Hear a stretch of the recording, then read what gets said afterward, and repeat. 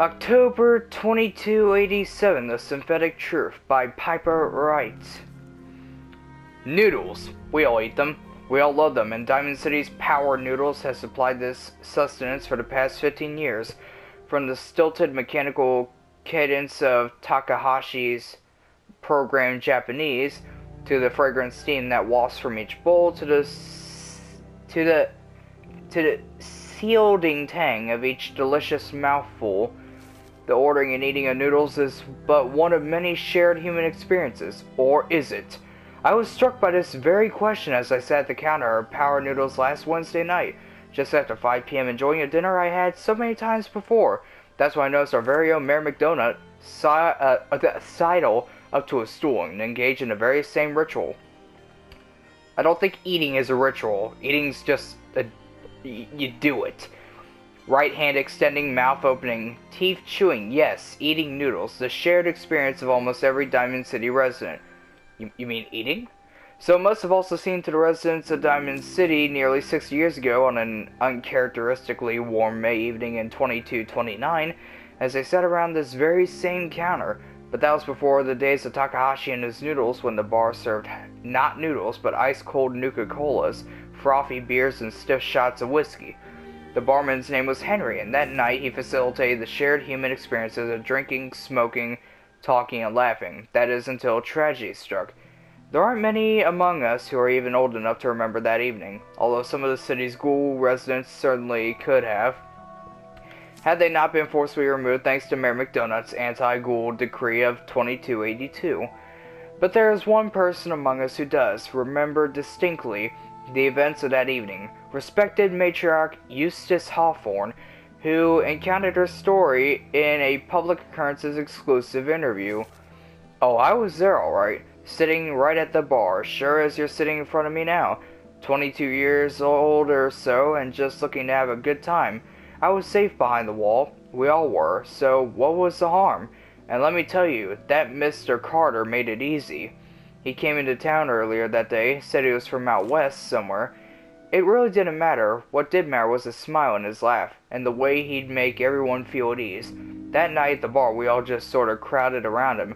Everyone wanted to exchange a word, or hear about the state of the Commonwealth. And Mr. Carter, he was all too happy to oblige. It was just so wonderful. Until it wasn't. Eustace continued her account of that evening and the moment when things turned sinister and the truth about Mr. Carter was revealed. We'd been drinking and carrying on. Must have been 3 hours. Mr. Carter had 4 or 5 drinks in that time. He seemed a bit drunk, I guess, like the rest of us. Then something just sort of happened.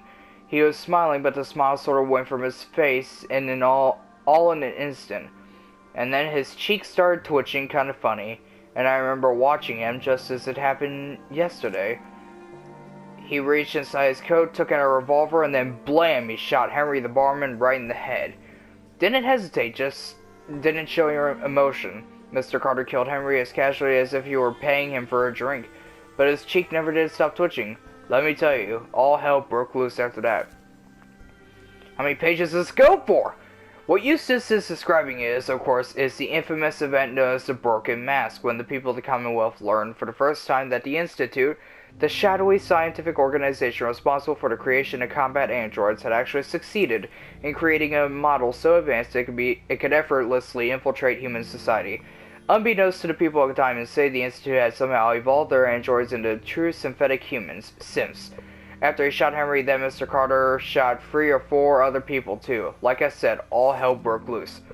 The guards came running, they opened fire, and Mr. Carter kept shooting and throwing people around left and right. Finally, those guards put him down. Seemed like they had killed a man who had flicked his lid. Gone crazy, and he lay there like a dead crazy man, sure enough. God, it was horrible. But then we saw the plastic and the metal. This was one of them early Sims, you see, and we realized it wasn't a man at all. It was then we all knew. The Institute wasn't just out there. The Institute was everywhere now, among us. It was never determined precisely why the stiff-nosed Mr. Carter went on his killing spree. Some suggested he had somehow been remotely controlled by the Institute, who wanted to test his combat effectiveness. Still others felt he had simply malfunctioned, a hypothesis supported by the twitching cheek, and was never meant to kill anyone, but at least time, but at that time, the why hardly seemed important. What mattered was that the humans of the Commonwealth had been truly infiltrated by an organization whose intentions and motives were, and still are, a complete mystery, using a model of symphony but less advanced than the ones the Institute has in service today.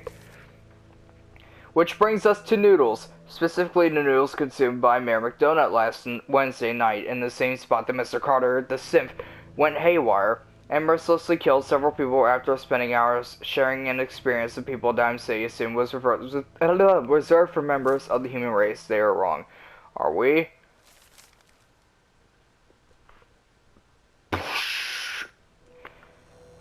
Piper, I got a question about this paper here. How did you go from discussing noodles to murdering people to simps to Mayor McDonald back to Mayor McDonald and noodles?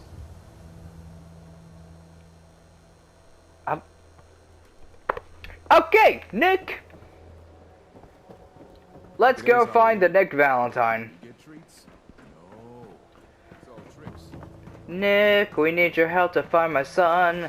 I gotta find Sean.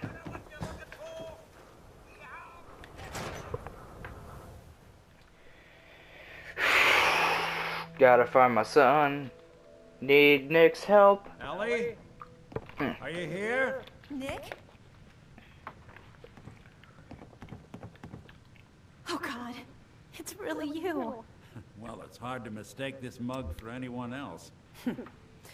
You keep laughing at death. Someday, death's gonna laugh back. Not as long as I got a few friends to back me up. You saved Nick, this agency, and my job. Thank you. You're welcome. Hey, happy to do it. Yeah? Go diving into scary pre-war ruins all the time then, do you? Yep. Here. I know an amount wasn't on the table when you went out to find him, but you deserve a reward. Sweet. Plus a little something extra. You know, if you're looking for work and don't mind putting on the detective hat, Nick sure could use a new partner. Yes! One case at a time, Ellie. Our new friend needs our help first.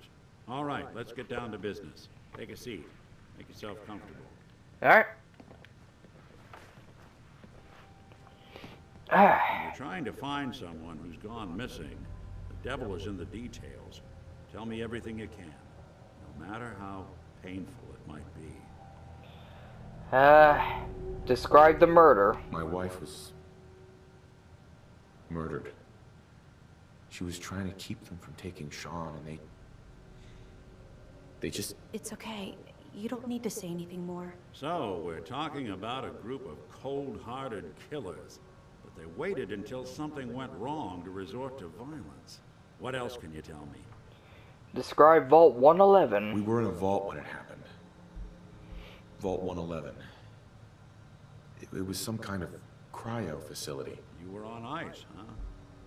More importantly, you were underground, sealed up. It's a lot of obstacles to get through just to take one person. Anything else you remember? Describe Sean. We're looking for my son, Sean. He's less than a year old. Why would anyone take him? Good question. Why your family in particular? Why an infant? Someone would be taking on all of his care, and a baby needs a lot of it. Well, that confirms it. This isn't a random kidnapping. Whoever took your kid had an agenda. There's a lot of groups in the Commonwealth that take people. Raiders, super mutants, the Gunners, and of course there's the Institute. The Institute? So you think this institute is responsible? Well, they're the boogeymen of the Commonwealth. Something goes wrong, everyone blames them. Easy to see why. Those early model synths of theirs strip whole towns for parts, killing everything in their way. Then you got the newer models, good as human, infiltrate cities and pull strings from the shadows. Worst of all, no one knows why they do it, what their plan is, or where they are. Not even me. And I'm a synth myself. A discarded prototype anyway. Finding Sean. Either way, I need to find Sean. You're right. The speculation is getting us off track. Let's focus on what you saw. What did these kidnappers look like? One of them was bald and he had a scar. One of them came right up to me. Bald head. Scar across his left eye. Wait. It couldn't be. You didn't hear the name Kellogg at all, did you? No. No. They never said their names. Way too big of a coincidence. Ellie, what notes do we have about the Kellogg case? The description matches. Bald head, scar, reputation for dangerous mercenary work, but no one knows who his employer is. And he bought a house here in town, right? And he had a kid with him, didn't he? Yeah, that's right. The house in the abandoned West Stands. The boy with him was around 10 years old. He's in town. You said he lives here? He's still in town? They both vanished a while back, if I'm remembering right. But that house is still there. Let's you and I take a walk over to Kellogg's last known address. See if we can snoop out where he went. Security doesn't really go to that part of town, but you two should still be careful. I always am. We have a lead. We got a lead, Piper. Finding Sean. Gonna find my son. Gonna get him.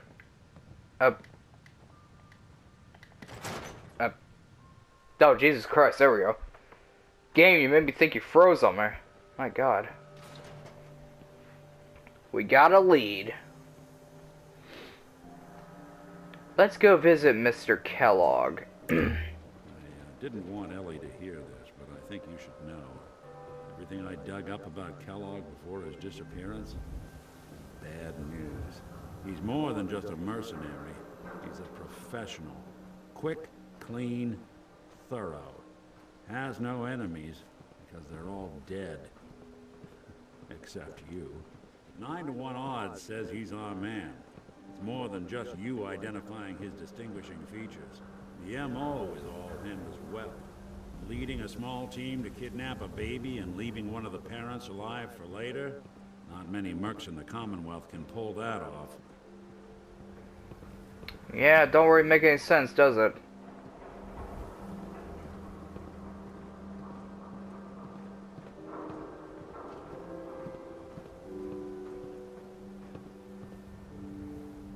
Let me get this locked. Here we are. Keep an eye out, will you? See if I can get this open. Yeah, you pick at that door frame. That's one heck of a lock. Got something to hide, Kellogg? Why don't you give it a try? It's a master lock. Piper, you want to give it a try? Don't think I can pick this. I can't fucking pick that, Nick. Nick. No luck? Guess we'll need to find the key. We can't get through that door. See that platform in the distance, near the city entrance? That's the elevator to the mayor's office. Why don't you go ask around there? I'll stay here and see if I can jimmy this lock. Right. The mission again to Kellogg's house.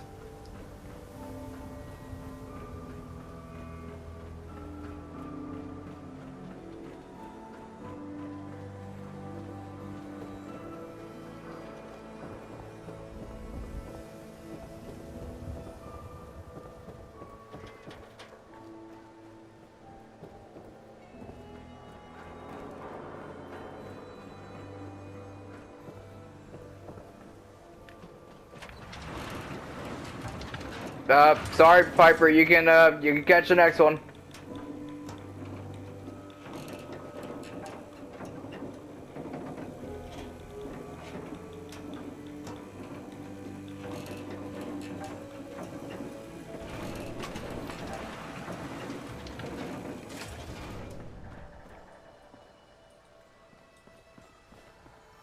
Excuse me, I need to see McDonut. The mayor's receiving visitors as long as they aren't members of the press. Did you need help? Yes, I need the keys from Mayor McDonut. I need to talk to someone about Kellogg's old house in the West Stands. Mr. Kellogg's residence? He left town a while ago. We foreclosed on the property and locked it up. If there was something belonging to the man that you have a claim on, you could ask the mayor to hear you out. No guarantees. Can you help? Come on. Can't you help me yourself? And if I